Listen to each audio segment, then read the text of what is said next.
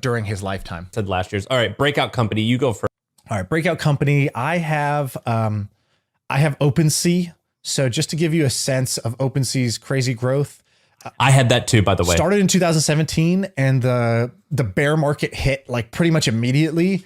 And I know people who were building like their competitors, and they ended up folding because it was just like there was no interest. And these guys were like, you know, the cockroaches that just stayed alive. And in 2020, so last year, they did $24 million in GMV. Pretty small overall. And they get 10% of that? They have, I don't know what their take rate is. Something like, I think it's even lower than that. I think it's 5% or something. Okay, but in that range. So it was very small, 24 million in gross sales across the platform. That's not their sales. That's people buying from each other. So they just get a small take. This year, 15 billion. So going from 24 million to 15 billion in 1 year, that's 650x. To me, that's a breakout company. I know we've talked about them before, so it's not a big surprise, but I had to give it to him. So I had that as well, but I came with the backup because I actually thought that you were going to pick that. So I had OpenSea as well. I think it's amazing that they basically just kind of created a market, and I think that's pretty badass. Or at least they were part of a market that was non-existent a couple years ago. All right, so my second one is someone who we talked about. I'm going to botch his first name, but his last name is Levels. What's his first name? Peter Levels? Peter. Is it Peter? Yeah. Is it just Peter? Okay. I think it's Peter. I thought it was a weird But let's call him pronunciation. Pieter just to bother I thought him. it was Pieter, to be honest, but I'm going to call him Peter. All right, so this guy... It's Peter like theater. That's how we're going to call it. That's what I thought it was. I thought there was an I in there in some weird area.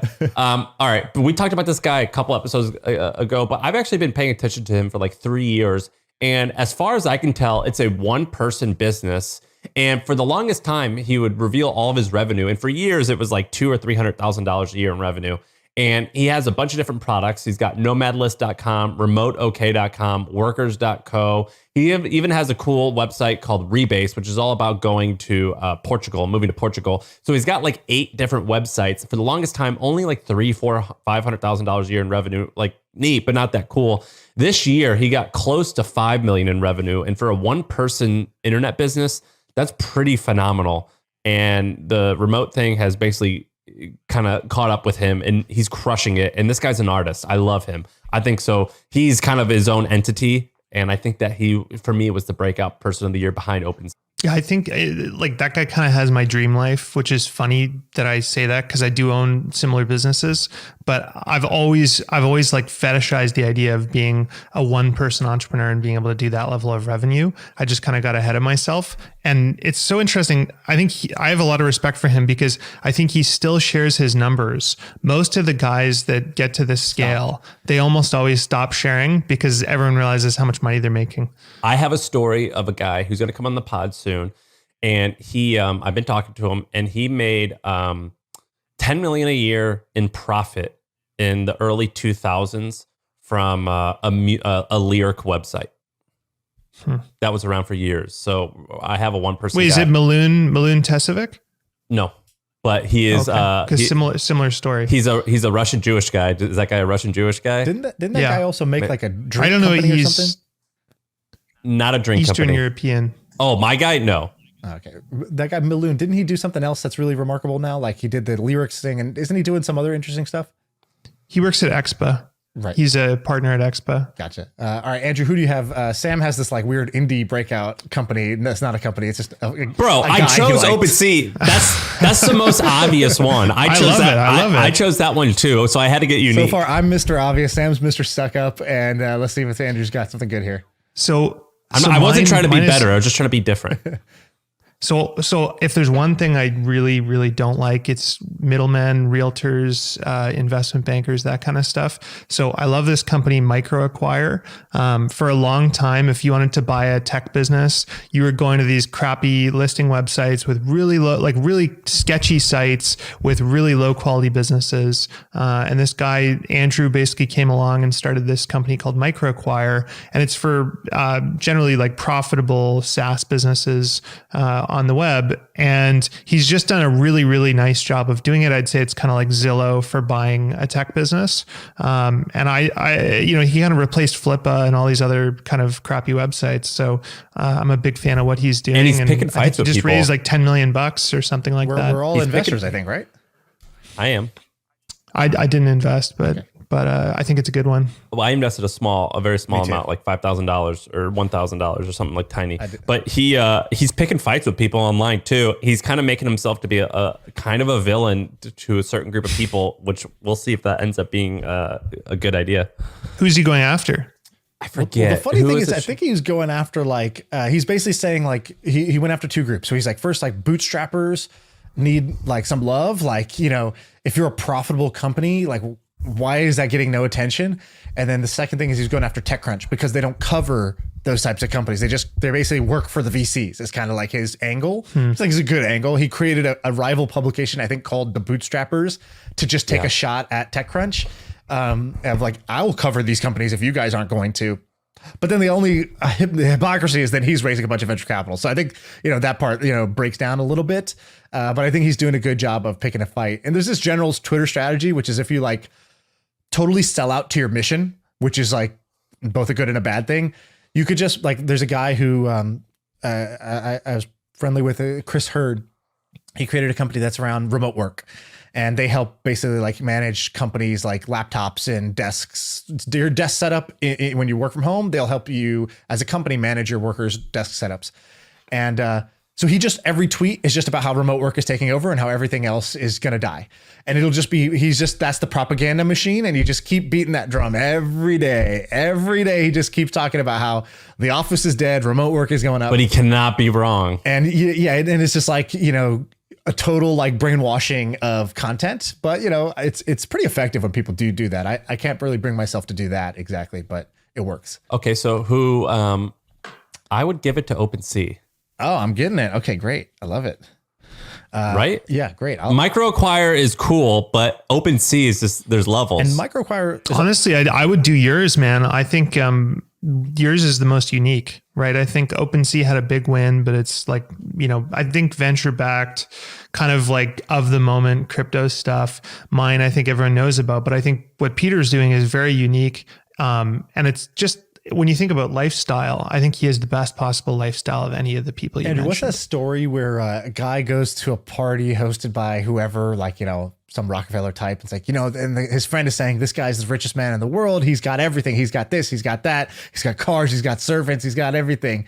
And then the guy who's the guest goes, yeah, but I have something he'll never have. Enough. And that's Kurt Vonnegut. It was Kurt Vonnegut and Joseph Heller, I think, right? Mm-hmm.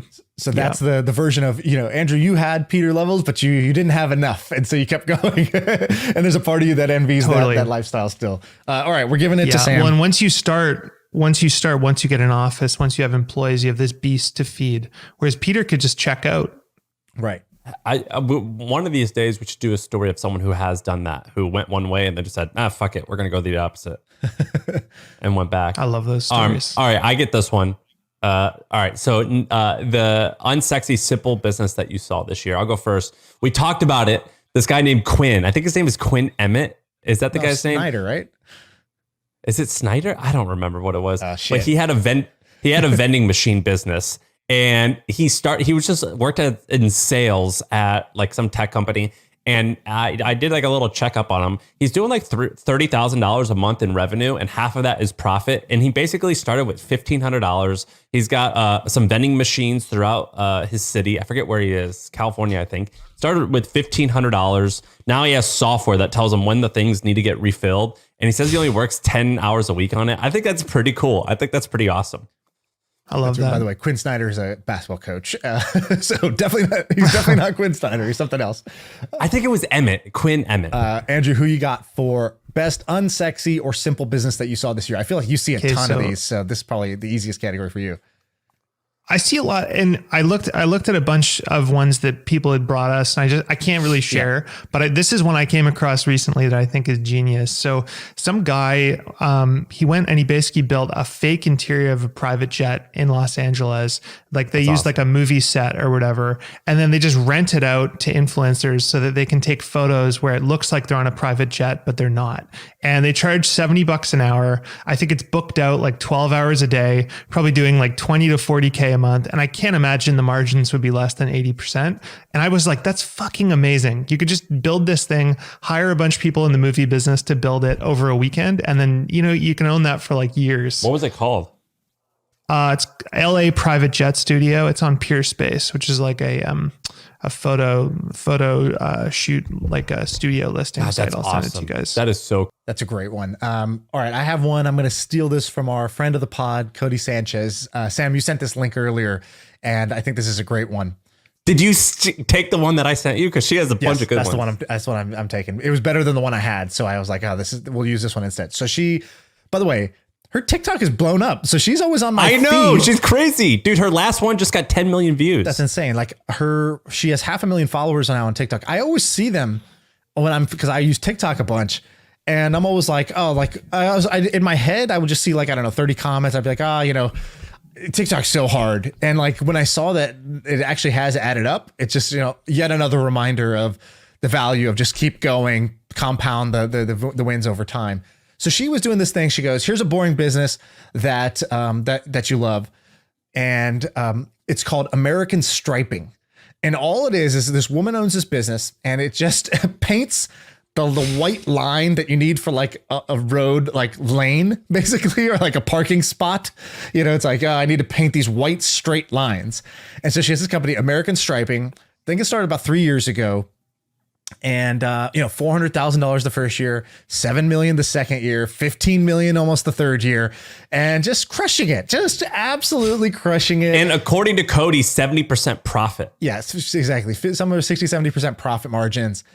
I don't know much about it because again, my research was watching this TikTok 5 minutes before this pod, but, what a beautiful business and what a great reminder that like, you read about Elon Musk and you're like, oh, I have to like send rockets to Mars. And then you read about the girl who's like, I draw straight white lines and I can make millions of dollars a year. And it just reminds you, you can win the game any way. So she's my pick. I love that. I'd vote for that one.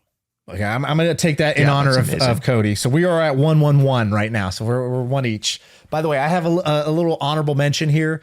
An unsexy business that's done extremely well. Have you guys looked at Crocs stock? Yeah, crushing it. Thanks to Post Malone. Dude, 2020, when the pandemic happened, so March 2020, you could have bought a pair of Crocs for, I don't know how much Crocs go for. Let's call it $100. Maybe there's a little less. You could buy a pair of Crocs and you could buy the stock for $10 a share. It's now up 13x in 1 year. Just during the pandemic was good to Crocs. And I just thought that was like an amazing winner out of this like pandemic time. Is it Post Malone? Is that who's driving it? He kind of hopped on that trend really early, and then they created this new thing called like Crocs. I forget what they're called, but they're like charms that you put on your Crocs. And if you drive around the Midwest or in the South, like how do we make it uglier? What could we do? Let's dangle charms off of them. Do you know what I'm talking about? My wife is obsessed with these, and she buys them for our kids and puts them on their Crocs. Yeah, it's like you get like a soccer ball like pin or like a football pin or like some cartoon. And the kids are obsessed with it and they're crushing it right now. Post Malone started making them popular, and a lot of country music people like Luke Combs, who you probably have no idea who that is, started wearing camouflage Crocs. Gotcha. Yeah. Who knew? By the way, Sam, I got another real quick pop quiz for you. Hands up. So I see you're not looking it up. I want you to guess the monthly visitors to onlyfans.com. 20 million a month. Okay, you're close. It's 250 million. You're off by 10x, an order of magnitude. Is it really? That was going to be my other unsexy business, was actually the business of sexy, which was like, I had no idea they get 250 million visitors per month. That's insane. That'd be one of the top websites in the world. Then there's another one called Chatterbait. That's, a broke man's version of OnlyFans. That gets 300 million. Oh my God, it's insane. But didn't OnlyFans, did they say that they're no longer allowing nudity? They did for a second, and then they reversed course on that. That's stupid. That's like Pornhub saying like no more porn. Yeah, Facebook's like no more photos. It doesn't work. That's so stupid. By the way, average visit duration 4 minutes. All right, we'll go to the next category. Your best investment. Okay, so what was your best investment of 2021? Let's kick it off with Andrew. So I would, the boring answer is AeroPress. But I've already talked about that on the pod. We bought that maybe 4 or 5 months ago, and that's been awesome so far. But that story hasn't played out yet. So the one, we haven't really done that much in the last year. So the best one thing that I've been buying myself is actually a company called Pershing Square Holdings. I don't think I've talked about it. So I have about 95% of my net worth in Tiny and our kind of core businesses. But I've been quietly building kind of a backup forever rich retirement portfolio of stocks, real estate, brick and mortar businesses. We own a chain of restaurants. We own a hotel. Wait, what restaurants a bunch of do you own? conventional stuff. I just own a bunch of restaurants in Victoria. No way. What does that and mean? we own a hotel in St. Louis.